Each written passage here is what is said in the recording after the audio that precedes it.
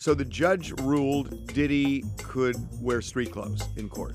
What he wears is important because the defense is arguing Diddy led a swingers lifestyle, not a criminal lifestyle.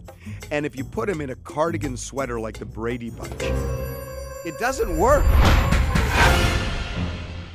Welcome to the Two Angry Men podcast. I'm Harvey Levin. I'm Mark Geragos, and do you remember the old expression "waiting for Godot"? Yeah, I do indeed.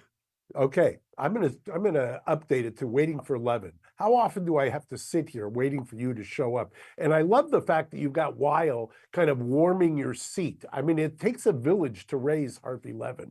You ever notice that? That is so rich from the man I literally can never track down, and you know it, who I call 10 times for each single return phone call. I was a grand total of 1 minute late after you moved this up 15 minutes from what you wanted, and I wanted an hour from now, and you're saying that seriously? Well, you know Are why you I want to serious push about back this? here? Yes, because Oh my by the way, God. I don't know if people know that the way that you've kept your longevity intact. Would you stop with Under my my theory, is your bedtime is about the same as a 2-year-old toddler. Okay, well, What do that- you go to bed I- at 7 o'clock? Yeah, I cop to that. Yes, and I don't go to bed at 7 o'clock. I'm not. What does I mean, what does I it am have to do with AARP. daylight when you never return phone Because calls? I actually have a day job, and you What, apparently. can I ask, what do you think I do? Because honestly, we're going to talk about Diddy in a minute, but Yes, we got to yes. we just got to have a showdown on this. I You agree. I call agree. me like I am sitting having lunch. I'm running a business. You- We have 3 okay, television you- shows. We have documentaries. We have 3 websites. We have a bus tour. We have all sorts of business issues. When What I do see you think I when do? I see you driving my the bus, God. when I see you driving the bus, I'm or actually serious. This sitting is down and editing, ridiculous. then I'll succumb This to is you know what? I am not. You're not engaging, of I'm not course, engaging. because you've got a bus tour. I'd love to talk to whoever runs the bus tour, how often they talk to First you of all, about the running bus of it. tour. I was talking about it this morning, Mark. Okay. Oh, you were This talking morning. about it. What? Were you out there With the- mapping out the routes? I don't as to drive who the house it goes bus, by? Mark. Yeah, Jesus. well, I've talked to some of your assistants, as you know, and they give me a completely different Yeah, perspective. Anakin gives you a different perspective of me. Let's stop this. Yeah. Let's stop this for a minute, okay? Okay. Uh, Yes. okay, Well, so we Diddy- can continue. Diddy- We'll continue this off the air. We I'm will. happy to Believe do me. that. Believe me, we will. Okay. Diddy starts Yeah. Monday, and It does. and jury selection starts Monday. And now we know what the teams on the prosecution and defense side are comprised of, which I really want to get into, especially the prosecution, an all-female prosecution. Really interesting. But before we do, jury selection in this case seems almost impossible. It's going to be a 2-month trial. So a lot of people are out just because of that, because of hardship. By the way, 2-month trial during the summer. During the summer. I mean, I pick juries during the summer. Prepaid vacations, kids out of school. It's a nightmare. So that. There's also a fear factor that people are so scared of, being in high-profile cases, and especially if they vote against the way they feel the public believes. So there is a fear factor to that. And then there is a bias factor that I've seen over the years and you've seen over the years. And, finding people, look, everybody's probably got an opinion, or most people do. It's can they shed that opinion and listen to the evidence? And it just seems when you add up all those things, it's going to be really hard to find people. You know what? You hit on a really good point that I often hear made, which is everybody's going to have heard about this case. And I think you have to actually be from New York to understand just how pervasive Diddy is in New York in terms of people feeling like they know him. Knowing about him or the case, though, does not automatically disqualify you. I mean, Right, you often of hear course. people O.J. talk about it. O.J. Simpson. Exactly the example I was going to give. That doesn't disqualify you. You're not looking for somebody, and the court's not going to kick somebody off just because you've heard about the case. In some It's ways, you don't want somebody so in the dark that they're just not connected to what's going on. You're absolutely right. Jerry Spence And I talked about this many, many years ago, where Spence said he actually prefers somebody who says, I've heard about it, I think he's probably guilty, and after that. And I used to say, why? And he says, because I think that person is being more honest than the person who says, oh, I may have heard about it, but I've got no opinion whatsoever, and I really haven't engaged on it, which a lot of times is the hallmark of a stealth juror, And somebody who's lying and to get when on. jurors are questioned in that respect, to me, it's not if you say to somebody, could you be open when you listen to the evidence and change the view you tentatively have? And they always say yes. You don't believe that. No, What you no. say is roundabout. You say, have you ever had something that you really believed in strongly and you actually changed your opinion? Can you give me an example of that? Those are the people you want. Yeah, and by the way, the one of the fallbacks when either the prosecutor, if you will, or sometimes the defense will do this as well, to rehabilitate a juror. When a juror says, yeah, I've heard about it, I've made up my mind, or I've heard about it and I lean towards one side or the other, you say, but can you follow the law? I've always thought that's a little simplistic. And the reason for that is they don't know the law. They don't know what the judge is going to say. I mean, obviously, you can talk about the platitude. Can you set this aside and presume somebody is not guilty? It's one of the reasons I always think attorney voir dire is better than court voir dire, in the sense that the attorneys know their case better. The judge who's in there and who may be up to speed on all of the issues still doesn't know what the hot button issues are. The lawyers know that. And I always think that attorney voir dire is better than court voir dire, but that's having said that, it's very rare in federal court. Well, speaking of things the jury knows about, or prospective jurors, wow. The Cassie video is coming into evidence in this case.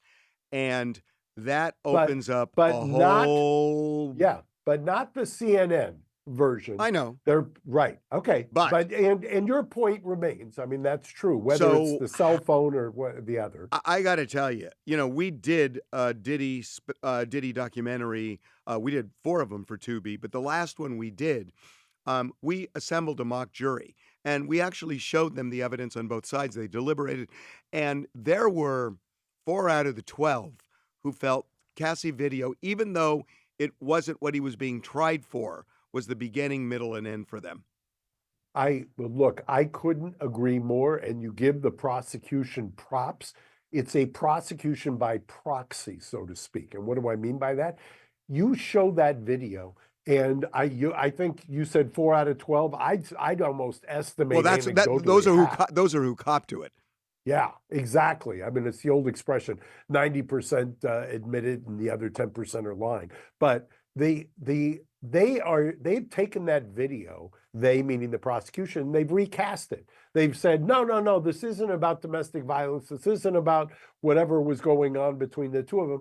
What it is you look at this to see the kind of coercive effect, or the kind of control that he had over Cassie, and that you can now believe that he would be a violent person. It really, to my mind, is character assassination. I mean, I don't think they're going to run away from the fact that Sean has, I mean, I've known Sean for a long time. He has a violent temper.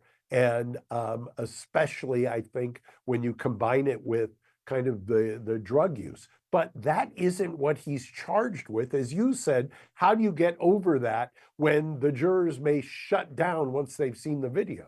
Yeah. Is there a material difference between the CNN video and the video the prosecutors have? Yes, I do. I do actually know that. What's the difference? Clearly what has happened in the CNN video, which if you take a look at some of the filings, so I'm not talking about anything that's not in the public filings. In the public filings, it appears that not only has CNN destroyed what they got as the original, but it's not in sequence, meaning it was spliced and it was put through some various iterations on the editing software, which to me, and you and I discussed this maybe a month ago, 2 months ago, should have kept it out. And it actually, and remember, people, if you kind of look at the comments down below the podcast, people were saying that's ridiculous, that's ridiculous. By the way, the prosecution is the one who conceded that they're not putting in the CNN version. This is not the CNN version. How does it change? How does it change the case for the prosecution or the defense based on the original? I think that the defense has said in some of the bail hearings and has alluded to in some of the filings that that fight between Cassie and Sean was not over anything sexual related. It's over, I think over it the cell phone. changes it dramatically. Over a cell phone. Exactly, you got it. I mean, and you take a look at this, you slow it down, you take a look, and you're going to see that, and that really casts a different, I think, perspective on what was going on there. Look, nobody's justifying the hitting or the striking or the violence, but the fact remains the prosecution's the one who wants to reinterpret what that video is. They're the ones who are saying this is about sex or freak-offs or wild king nights, whatever you want to call what was going on in the privacy of their own bedroom. And the defense is going to say, no, no, no, that's not what it's about. Have you ever had a situation where your significant other took your cell phone? And does that take you from 0 to 60 really quick? So I want to see if I understand this properly. So it came out this week that the prosecution offered the defense a plea bargain, which the defense rejected.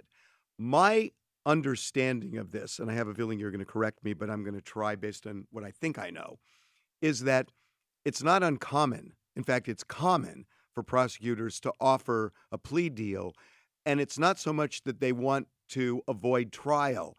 It's that if the defense doesn't actually come forward and ask for one, and the client gets convicted, one of the arguments on appeal is, well, my lawyer was incompetent because he should have asked for a plea deal and didn't get one. And that prosecutors often offer it, and they're not really offering any kind of a great deal. It's basically, what they would get if they would have been convicted. But it kind of covers themselves just to make sure that the case doesn't get reversed. Do I at all have that right? I'm the first to criticize you when you're wrong, and I'll be the first to applaud you when you're right. I interpreted this as a prophylactic measure in order to insulate if there's a conviction, an ineffective assistance of counsel claim that the defense never tried to negotiate a plea, which is often, if you get convicted in federal court, state court as well, and you say I relied on my lawyer, the lawyer didn't advise me as to the downside of going to trial and never tried to negotiate a plea bargain, that could get some traction with an appellate court when they're looking at the record. So let's talk about the lawyers. So the prosecution now, we know, it just came out today, that they have 5 lawyers on the team, all of whom are 6? 6. Now, the ones I know of 5, all women. Is the 6th a woman?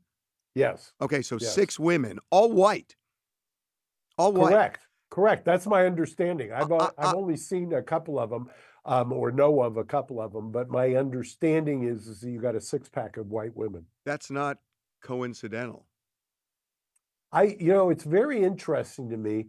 But when prosecutors try to get too cute, you referenced O.J. Simpson, sometimes it comes back and backfires on you. How does this backfire? How could this backfire? Because I have an opinion about it, but what do you think? Well, I can see it in both directions. I can say, here you have a situation where there is a prosecution. Obviously, Sean is black. You've got 3 witnesses who are women or at least 5 women of presumably a majority of them of color. We know the name of one. Cassie. You have a situation, I'm assuming the others are not exclusively white. I don't want to paint too broad of a brush, but the most prominent of them is Cassie, who is already it's out there publicly and is not using a pseudonym. So you have that kind of racial image.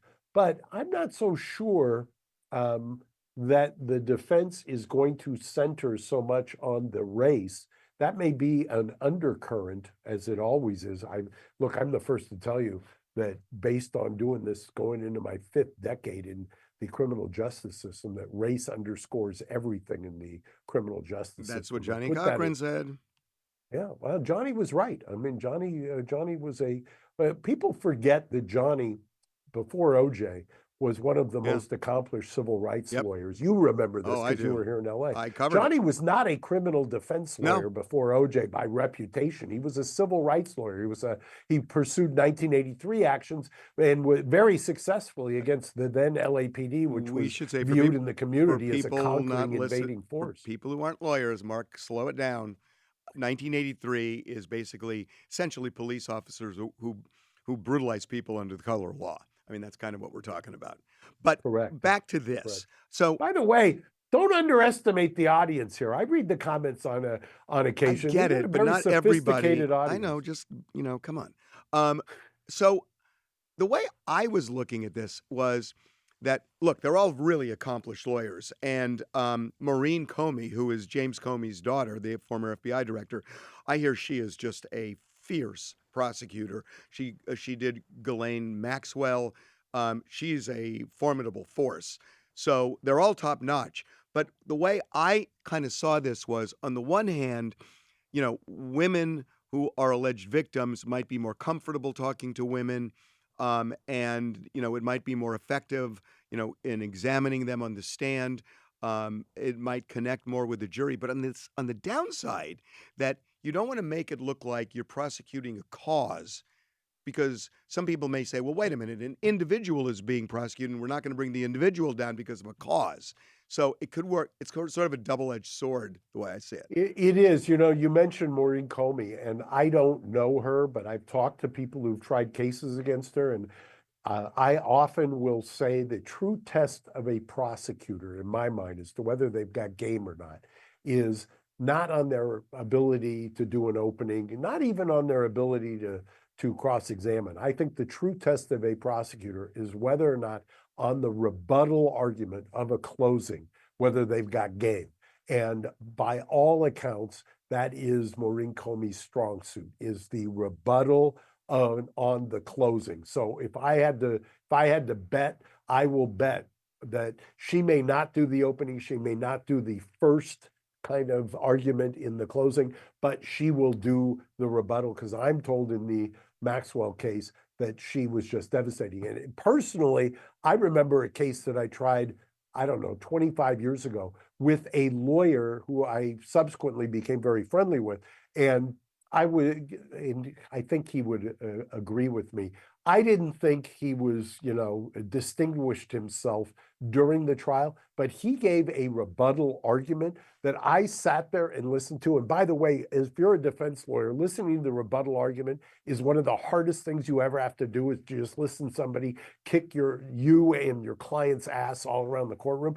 That guy did a job that I can't remember a better rebuttal by a prosecutor. And I knew right then and there that any chance I had evaporated because of the way that he did the rebuttal argument. That's really what separates the premier prosecutor from somebody who's just running through the motions. So on the defense side, our recon, which I know is good on this, I don't know, maybe 2-3 weeks ago, they were on the hunt for a female black lawyer, and they really, really wanted to get a female black lawyer.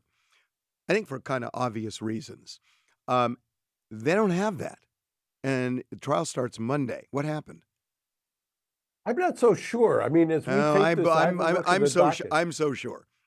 I don't know that you're right. I would have your staff check Pacer. I don't need my staff to. This was a me thing. Okay. Well, I'm telling you, I'm not so sure that you're right. I'll leave it at that. I know I'm not gonna speak out of school, but I've heard very strong rumors. Okay. I'll leave it at that. But I want to go back to one thing. As you've got a pretty good sources virtually. In fact, you surprise me sometimes with some of the stuff you seem to know or the information that you get. Do you still think that, because there is this public perception, that there are celebrity sex tapes involved in this case? No.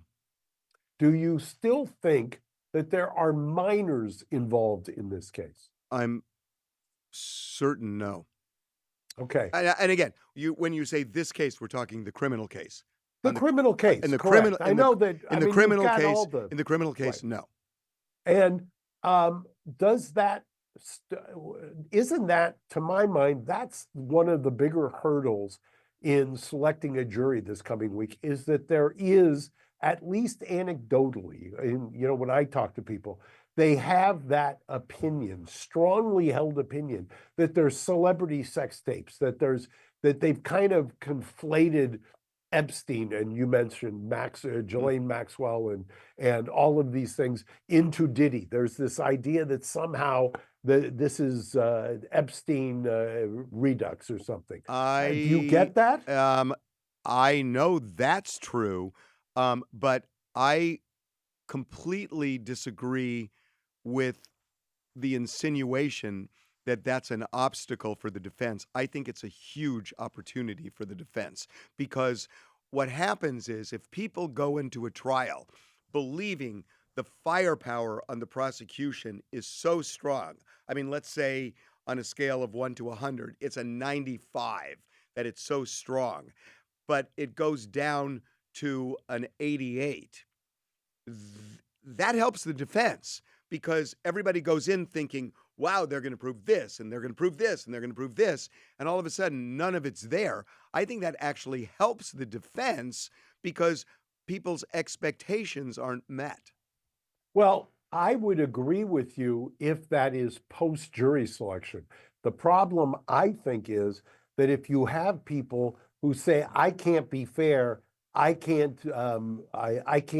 give this guy the presumption of innocence because of everything I've heard, and the universe of everything they've heard includes this idea that there's celebrity sex tapes and these kind of powerful people that are pulling the strings, or there's minors involved, and that has so colored my judgment that I can't be fair, then you've lost a whole segment. You've won them. No, in a way, you've won them, because you want people who say, I can't be fair because I know there are celebrity sex tapes and there are minors and there's this and that. You want those people because they think that's what it's about. And then all of a sudden, when they hear it's not, those are the people more likely to change their minds than those who have an opinion who never thought of that. And I would agree with you if there was attorney voir dire. If somebody says, I can't be fair, and the attorney saying, well, why is that? Not just asking, can you follow the law, but saying, what is it? And they say, well, I've heard about minors and I can never be fair. And I've said, what if I told you to assume that there are no minors here, that you're never going to hear any evidence about minors? What about then? What about if I told you there are no celebrities, this was all consensual activity with girlfriends? What about then? Could you be fair? I get that if you could do attorney voir dire. What scares me if I'm on the defense team is if the judge is doing it, there's no knock on the judge. He doesn't know or hasn't done and it's not his bailiwick to have done all of the research going into it as to what colors people's perceptions. People have, I think you would agree with this, somebody's got a completely different view on consensual sex in the privacy of your hotel room, as opposed to even if it were consensual sex with minors, which can never be consent because you've got a minor, or if it was a celebrity and the perception is you're trying to suppress that. Right. Is this just Judge voir dire? Yes, that's my understanding. So lawyers can't participate at all? They participate in the sense that there's a give and take, and the judges talked about that on the record. But it's not going to be, and this is one of the things I generally fight for in my cases, is I want attorney voir dire, even if it's for a limited number of minutes, so that I can engage. And The argument against it, if you will, that prosecutors always say is, no, you're just trying to shape the opinion. You're trying to get them to prejudge. I'm not trying to do that. Jury selection, the big misnomer about jury selection, it's not that you're trying to select, you're trying to deselect. You're Right. trying to get rid of people who have an agenda or stealth. So, in terms of a case that's a candidate for jury sequestration, this feels like one, but God, on top of all of the other things, finding jurors who would agree to that seems almost impossible. Um, but is it something that the defense would want? I mean, at least even in theory, to make sure they're not getting, information from the media because it's going to be almost unavoidable. The defense, if they know what they're doing, should always want sequestration, because you're going to have so much, especially in a case where there's no cameras in the courtroom. If you have no cameras in the courtroom and no sequestration, what ends up happening is you get second and third hand accounts as to what's happening in the courtroom. It depends on where you are. That gets into the ether, and that affects the jurors. I remember, and by the way, to your point about the jurors not wanting it, I remember picking a jury in one case, and one of the jurors was an older man back at the time, probably my age now, who raised his hand and said, "Is this jury going to be sequestered?" And the judge said, "Oh, no, don't worry about that." He goes, "Actually, I was hoping it would be." He wanted to Get away from it. He busted That's up the courtroom. hysterical. That is hysterical. That's really funny. Oh, God. well, Well, okay. I haven't read anything in any of the filings so far that anybody's asking for. Do you think the defense is going to ask for that next week? I don't know, and I haven't read. Like you, I haven't read it. If I were the defense, I would. I just don't think anytime, you have a case going on right now where Alan Jackson, who's a friend, in full disclosure, is trying Karen Reed Yeah. in there. Now, that case, I wouldn't feel that strongly about sequestration Because it's being televised. It's being televised. You can see what's happening. I mean, when it's being televised, the need for sequestration, I think, is diminished because it's not being filtered. When I often have said, Scott Peterson, the biggest mistake I ever made was kind of rolling over and not letting it be televised, because you had the filter of people who were not in the courtroom reading stuff or hearing stuff, and then it got into the ether, so to speak. So what do you think? This is fascinating. Do you think they'll ask for that? No, I don't. I think that's too late, because why? Well, then why wouldn't gonna, they? Because what you're saying makes a lot of sense. And look, the public sentiment is against Diddy. So, given the landscape and given social media, especially, why wouldn't they? Well, I think that what the time to ask for it is, if you get into the jury selection this coming week, and it turns out that you really can't get a fair jury, that you've got that problem. The judge then has tools in his toolbox to use, one of which is change of venue. Well, that's not going to help. Where are you going to send it? It's not going to go anywhere. Right. I mean, I remember a judge just telling me, "Mr. Geragos, where do you want me to send this case? Into a space capsule to orbit the Earth?" So that's not going to work.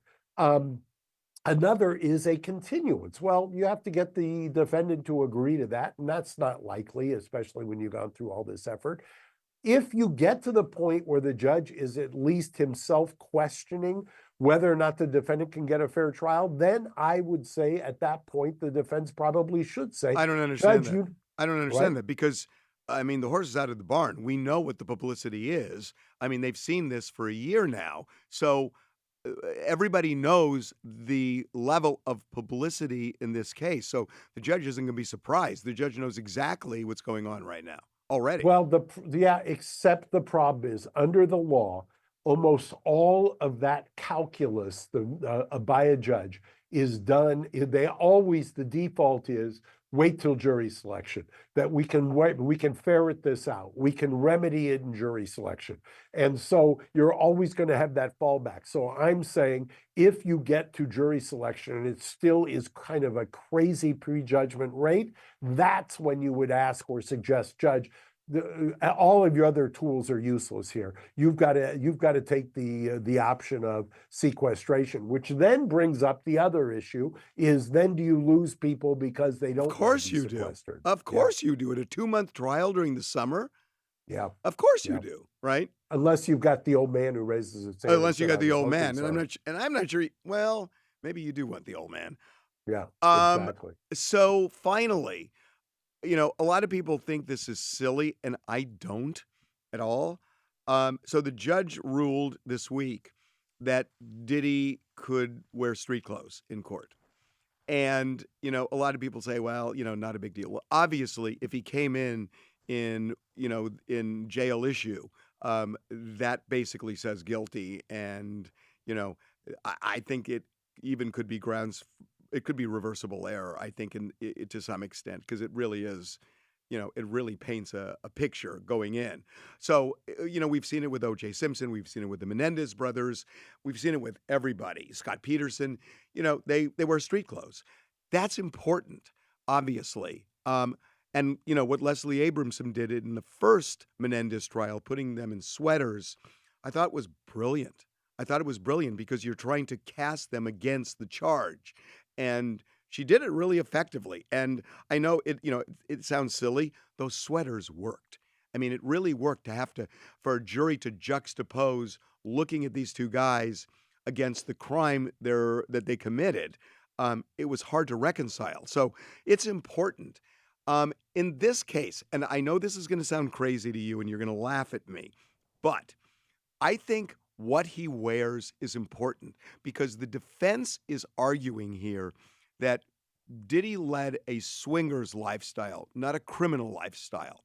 And if you put him in a cardigan sweater like the Brady Bunch, it doesn't work. I mean, you're not looking at a guy or in a Brooks Brothers suit even.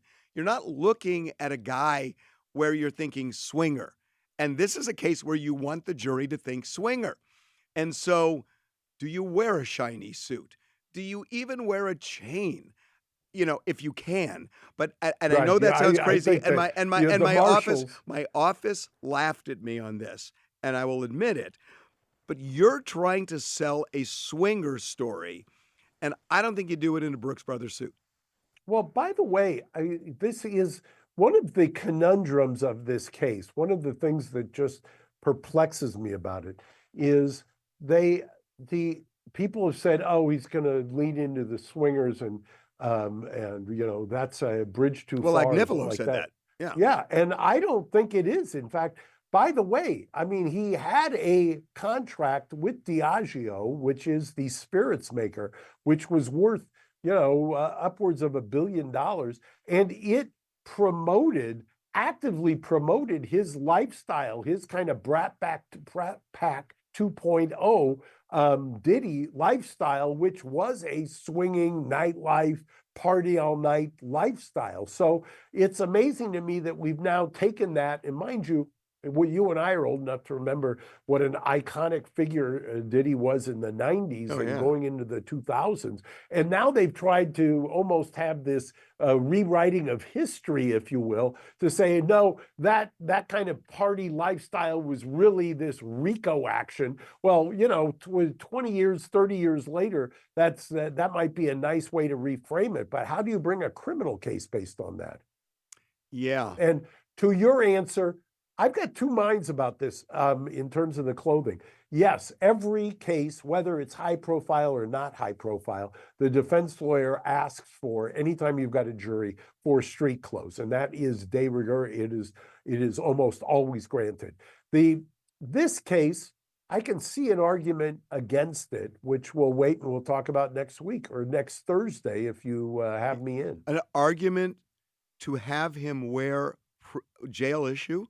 Correct. Let's see if any of Oh, the I got it. people No, who, no, no, no, yeah, no, no. yeah, I think can I don't want to wait. yeah, Can I take a guess? yes, I'm taking a guess because in one of the Diddy docs, I interviewed Mark Agnifilo. And what he said to me was that in his view and what he's going to try to sell to the jury is this is an attempted takedown of a successful black man. And if you show him in those circumstances, it might actually underscore what Agnifilo is trying to sell, as opposed to looking at him like he's not in any distress. I think there is that. I can think of another argument, but I'll save it for next week. Okay. How long is jury selection going to last, do you think? I'm guessing that because if you reverse engineer that opening statements are a week from Monday, that I think you'll have a jury by Thursday. If in fact people don't start, you can metastasize. I've seen this. And one of the reasons I think a very smart decision by the judge was to do what they call individualized jury selection. We used to call it here in California Harvey and which we used to have in capital cases. But by doing it individually, you don't get one of those situations where somebody says, I've got this excuse, I got that excuse, and then it metastasizes and the whole panel comes up with the excuse in order to get off. If he gets enough people so that you've got enough strikes left, which means roughly 40, then you could have a jury by Wednesday evening. And opening statements are The Monday. following Monday. Monday. Is Cassie the first prosecution witness? I can't imagine that she wouldn't be, but who knows? See, Maureen Comey, as we've said, is very clever, so we'll see. Is your daughter cluing you in at all on what the defense is doing? Well, she's been very, very tight-lipped. I'm trying to you raise her, you put her through college, and you get nothing. I put her through college, and I not only get nothing, I get a lot of pushback. Okay, Mark. We will talk next week, okay? Thanks, Harvey. Good to see you. Good seeing you.